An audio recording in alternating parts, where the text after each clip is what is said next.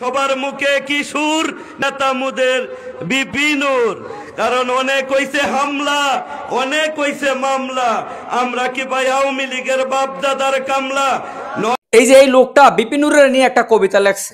এই লোকটা মুহূর্তের মধ্যে বৈশা থাইকা কয়েক মিনিটের মধ্যে যে কোনো বিষয় নিয়ে কবিতা লিখতে পারে।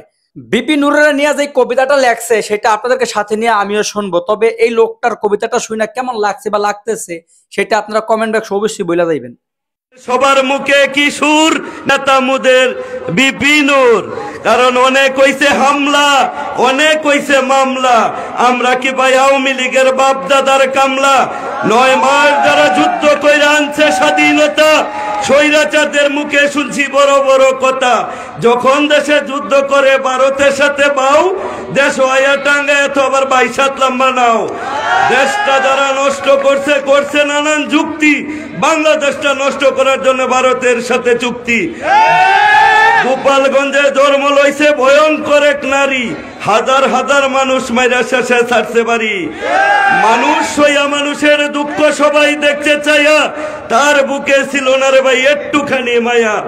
কত বড় হয় না ঘর বানাইছে আয় না, উর্ফেদা দিছে টিন, মানুষে বুঝছে না রে ভাই রাইতার দিন।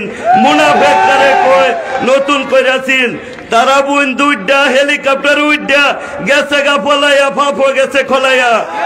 কারণ যারা গেছে ভারত তারাই তো না ফেরত। যতই করো রাম রাম, যতই করো টাম টাম, হইতো না আর চাইরা না কাম। শফিকুল ইসলাম শফিক ভাই দিছে দাওয়াত, আমি কিন্তু ডিল দিছি না আওয়াজ। কারণ এমন একটা নেতা বুঝে পাকন দিয়ার বেতা, কইতাছি তার কথা। এই এলাকায় জন্ম, কাতারে করো কর্ম, যে নেতার নাই অভাব, মানব সেবা করা হইছে স্বভাব। ইনশাল্লাহ তোমরা আগামীতে দিবা জবাব, কারণ মার্কাটা হইছে টাক, তোমরা কইরো না রাগ। 6টা হইছে চাক্কা, খালি দিবা ধাক্কা।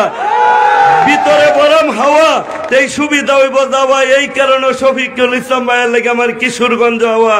আর বিপিনুরের মতো নেতা আর যাবে না পাওয়া, কারণ যার আছে শিক্ষা, টাকা পয়সা কারো কাছ থেকে খাইতো না সে ভিক্ষা। কত হইছে হামলা, বিনা কারণে হইছে মামলা। রিমান্ডে করছে রাও, তবু বুঝছে তোমার ভাও, টেহা চাইছে না ভাও। খালি একবার তোমরা সবার মুখে একই সুর, নেতা মোদের বিপিনুর। এটি আমাদের কথা। আজকে হয়তো তুমি জানো আমি বাংলার কবি, অন্তরে লালন করি এই নূর ভাইয়ের ছবি। হাতে সময় অল্প, পরে আবার করব গল্প। সকলকে ধন্যবাদ। আসসালামু আলাইকুম।